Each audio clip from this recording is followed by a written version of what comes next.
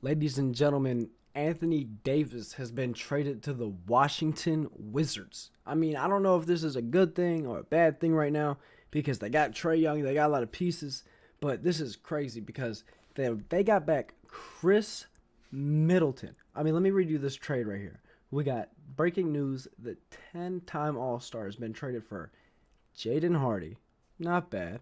D'Angelo Russell, solid. Dante Exum, cool. So I mean, you get that on top, and the Wizards get, or the Mavericks get, Chris Middleton, AJ Johnson, solid. Malachi Branham, who has not played much at all. Marvin Bagley, who's been okay, but he's still what in his sixth or seventh year, and then 2 first-round picks, 3 second-rounders. Like that is insane. So the Mavericks are finally starting to get back a little bit of draft capital. So it kind of looks more like it was for the Luka trade. It was more like Anthony Davis. Well, I guess Chris Middleton. Now, basically, this package here. So Chris Middleton, which you could say Anthony Davis, AJ Johnson, Malachi. Well, a lot of those are just matching up for money too, because who cancels out Marvin Bagley and you know D'Angelo Russell? Honestly, probably cancel out. D'Angelo Russell's kind of butt. Um, so what would it really be? 2 first-round picks in 3 seconds then. I mean, not much different from what we had before. That's still crazy that Luka trade happened. I never will understand how that happened. But it says the 2026 trade deadline is rapidly approaching on February 5th at 3 p.m. with plenty of high-profile names potentially available in this year's cycle. I was not expecting him to leave, bro. And then James Harden going yesterday to Cleveland, like this is really exciting. Like this is going to be some fun basketball that we have coming up because also Jared McCain is now going to the Thunder.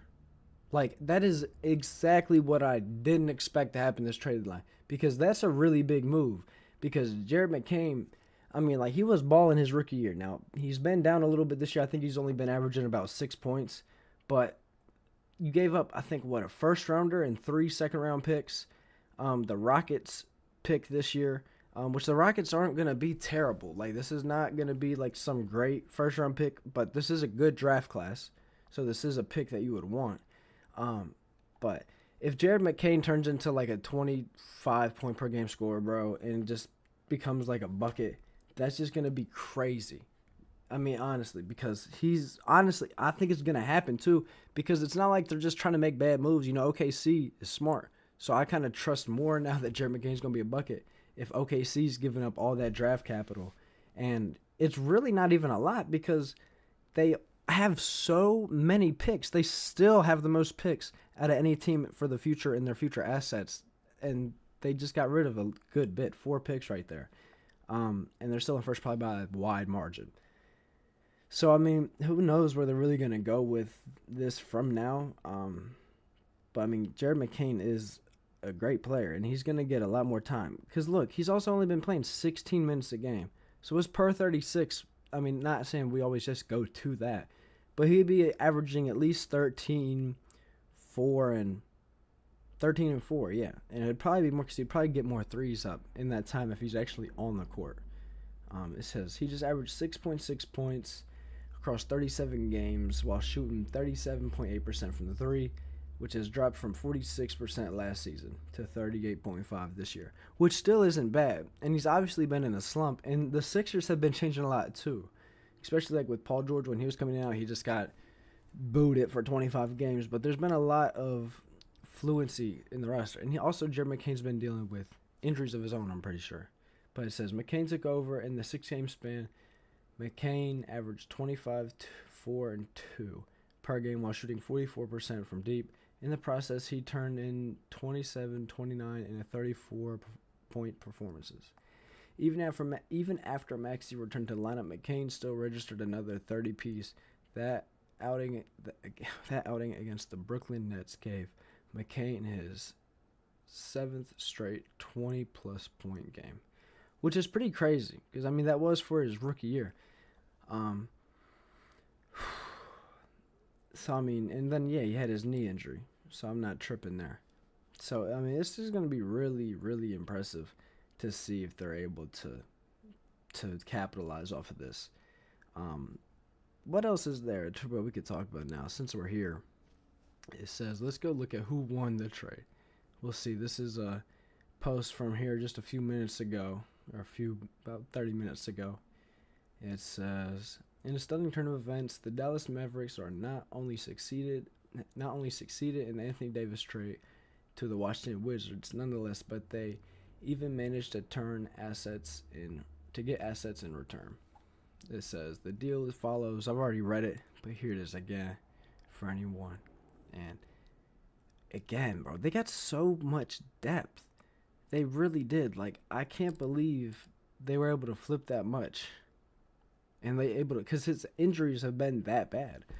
But, like, I mean, it's still crazy. I mean, Anthony Davis, bro, I wish you could just stay healthy, man. Like, seeing IR all the time is just kind of depressing. But, I mean, that's just how it goes. It says, while the Wizards didn't give up any juicy first, they did replenish draft equity, which seems odd given that they took a lot of money on for the soon-to-be 33-year-old who is declining rapidly and consistently in and out of the lineup.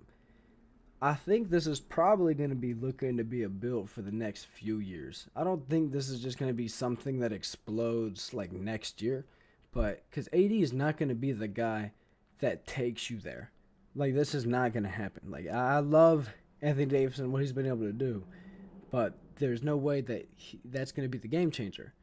You know, he's going to be unhealthy still, most likely for the rest of his career, unfortunately. But it's not like we're going to see a thriving Anthony Davis in Washington. And if we do, hey, with Trae Young, if we do, I'm not mad at that. That's not something that I'm against. Like, oh, no, I want to see him fail. But that's just being honest.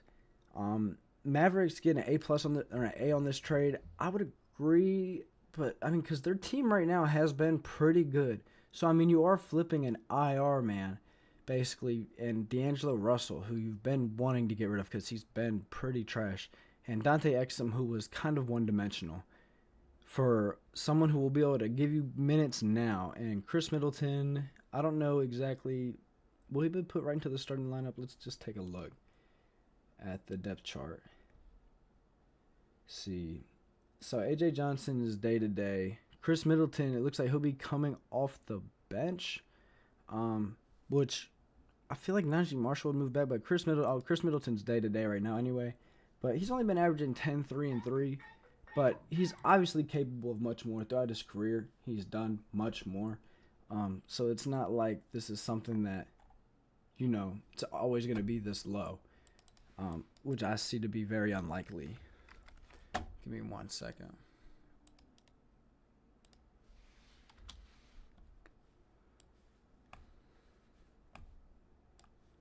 But now coming over here, let's see what he do last year. His career he averages over 16.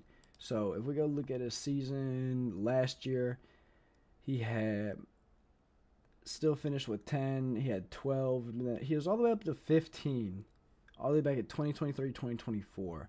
And that was on how many minutes a game? That's on 27 minutes a game. Now he's down to 22 on, what's his shot attempts? Yeah, his three-point attempts are down. Everything's down, which is, like, obvious because he was on the Wizards. Not like they're trying to, like, prioritize him and getting the ball. But still. He's still got potential. He's going into a team that's going to be decent, too, because this team, let's see, if we go look at the NBA standings right now. The NBA standings, we have the Mavs are all the way at the 12th seed. They're about 4 games out from the 10th seed. The Clippers could fall now. The Warriors are a good bit ahead. They're 8 games ahead, but I'm not even going to count it out for them to fall because if they don't make a trade, bro, I don't see how fatigue isn't just going to kill this team because they're 4 games behind the damn Timberwolves. So the Timberwolves seem like that's going to be the cutoff. I don't know if anyone's going to sneak up to 31 because that would require too much for the Mavs, Grizzlies, Blazers, and Clippers to do. And then, so the Timberwolves are probably safe unless the Warriors go. And I don't see the Warriors being able to be good enough to do such a thing. Um, Shout out to the Hornets, by the way, because the Bulls, 2 losses in a row, continuing to lose. Hornets still continue to win, so the Bulls look like they're probably going to fall out the playoffs now, which is a blessing, because hopefully they can get a good pick and, not have to draft someone like Patrick Williams, because that would make a difference. It really would. And now, another team, look at all these teams flourishing right now, top 6. Got a 5-game win streak, 1-1, 3-7-3. Then shout out to the Hornets with the 7-game win streak right now. And in the West, you got a 6-game losing streak for the Blazers. Damn. Then you got a 5-game losing streak for the Mavs. Man, if the Blazers could have just kept winning, man, it would have looked like they were trying to really go get go get that Kawhi Leonard. Not Kawhi Leonard. Go get that Giannis. But let's see. Tough losses. Let's see. 19 to the Cavs. 5 to the Suns. 30 to the Knicks. 4 to the Wizards. Damn, these are tough losses.